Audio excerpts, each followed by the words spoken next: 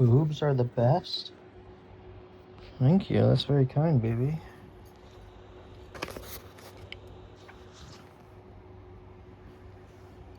Chapter 3.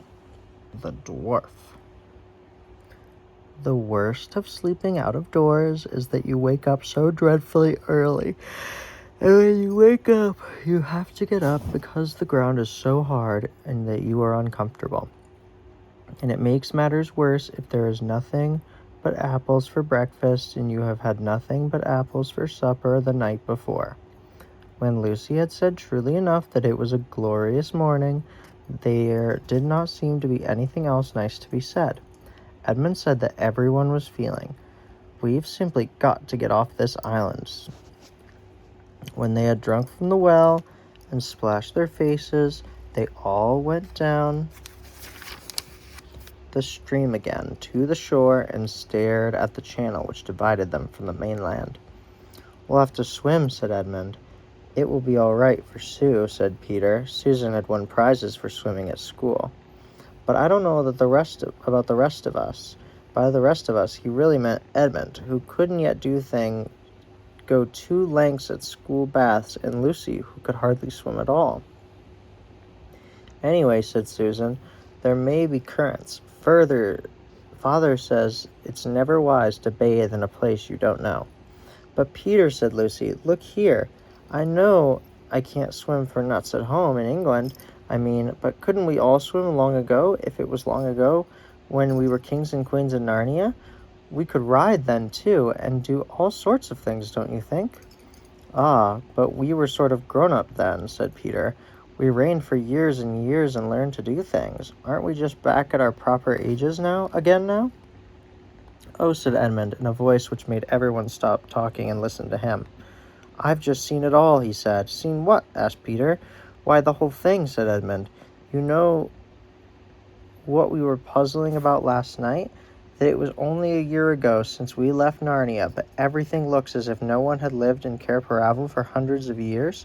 Well, don't you see? You know that, however long we seem to have lived in Narnia, when we got back through the wardrobe, it seemed to have taken no time at all." "Go on," said Susan. "I think I'm beginning to understand."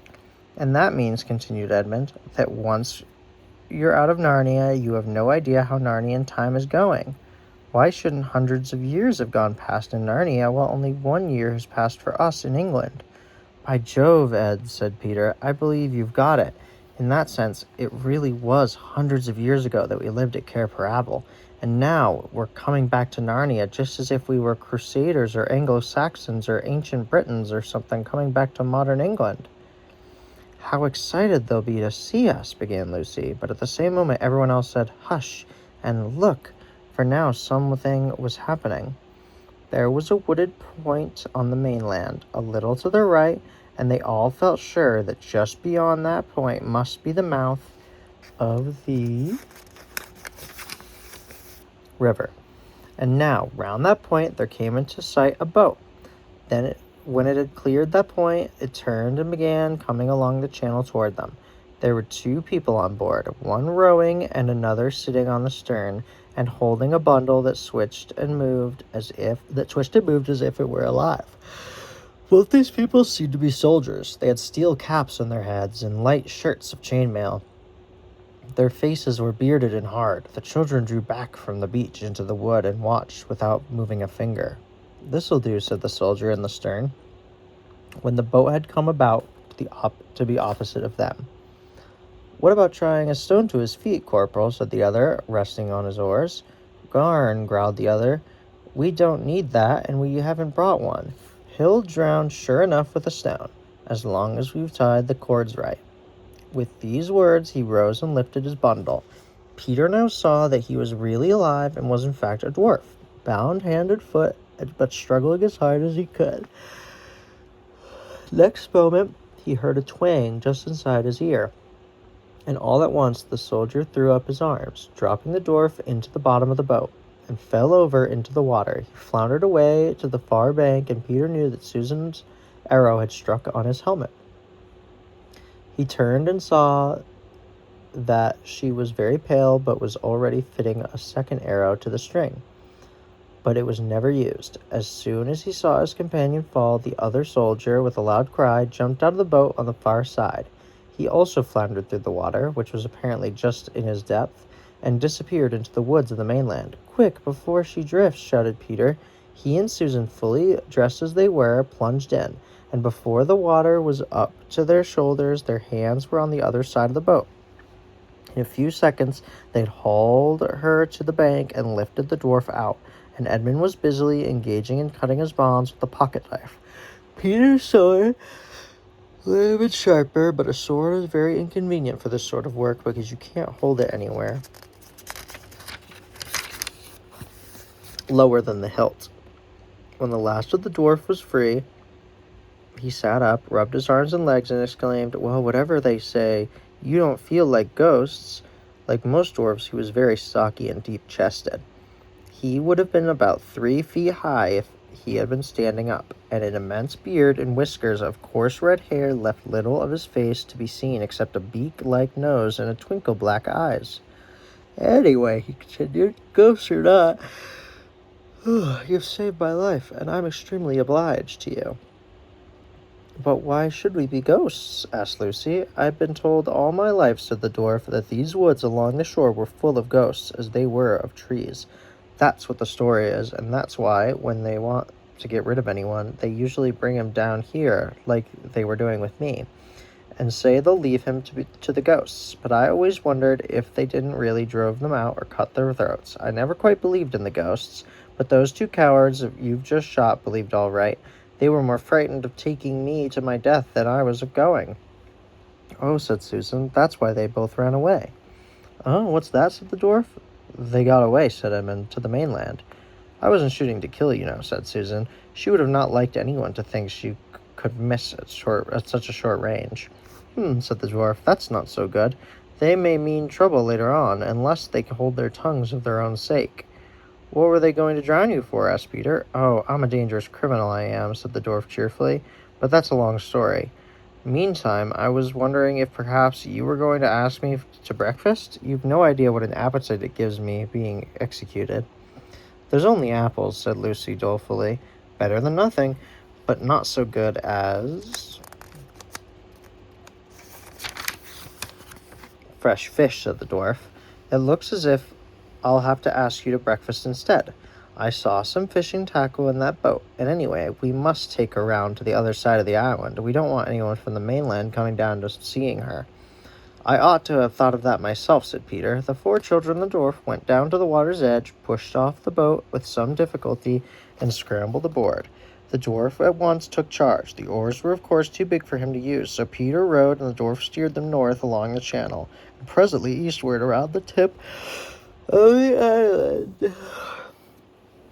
From here the children could see right up the river and all the bays and headlands of the coast beyond it.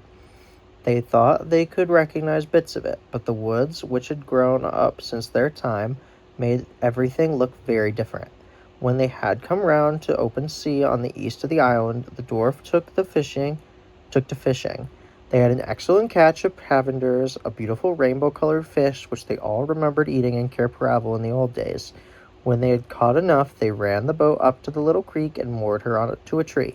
The dwarf, who was the most capable person, and indeed, though one meets bad dwarfs, I've never heard of a dwarf who was a fool, cut the fish open, cleaned them, and said, "Now that we want next is some firewood." "We've got some up at the castle," said Edmund. The dwarf gave a low whistle. "Beards and bedsteads," he said, "so there really is a castle after all." "It's only a ruin," said Lucy. The dwarf stared round at the 4 of them with a very curious expression on his face. "And who on earth—" he began, and then broke off and said, "No matter, breakfast first. But one thing before we go on. Can you lay your hand on your hearts and tell me I'm really alive? Are you sure I wasn't drowned and we're not all ghosts together?" When they had all reassured him, the next question was how to carry the fish. They had nothing to string them on and no basket. They had to use Edmund's hat at the end because no one else had a hat. He would have made much more fuss about this if he had not by now been so ravenously hungry. At first, the dwarf did not seem very comfortable in the castle. He kept looking around and sniffing and saying, looks a bit spooky after all. Smells like ghosts, too. But he cheered up when he came to lighting the fire and showing them how to roast the fish provenders in the embers. Eating hot fish with no forks and one pocket knife between 5 people is a messy business, and there were several burnt fingers before the meal has ended. But it was now 9 o'clock, and they had been up since 5. Nobody minded the burn so much as you might have expected. When everyone had finished off with the drink from the well and the apple or so, the dwarf produced a pipe about the size of his own arm, filled it, lit it, and blew a great cloud of fragment of smoke, and said, "Now, you tell us your story first," said Peter, "and then we'll tell you ours." "Well," said the dwarf, "as you've saved my life, it is only fair that you should have your own way, but I hardly know where to begin. First of all, I'm a messenger of King Caspian's." "Who's he?" asked the 4 voices all at once. "Caspian the 10th, King of Narnia, and long may he reign," answered the dwarf. "That is to say, he ought to be King of Narnia, and we hope he will be. At present, he is only King of us old Narnians." "What do you mean by old Narnians, please?" asked Lucy. "Why, that's us," said the dwarf. "We're kind of a rebellion, I suppose." "I see," said Peter. "And Caspian is the chief old Narnian?" "Well, in a manner of speaking," said the dwarf, scratching his head. "But he's really a new Narnian himself. A Telmarine, if you follow me." "I don't," said Edmund. "It's worse than the Wars of the Roses," said Lucy. "Oh dear," said the dwarf. "I'm doing this very badly. Look here. I think I'll have to go right back to the beginning and tell you how Caspian grew up in his uncle's court and how he came to be on our side at all. But it'll be a long story." "All the better," said Lucy. "We love stories." So the dwarf settled down and told his tale. I shall not give it to you in his words, putting in all the children's questions and interruptions, because it would take too long and be confusing, and even so, it would leave out some points that the children only heard later. But the gist of the story, as they knew it in the end, was as follows. Chapter 4 is the next chapter.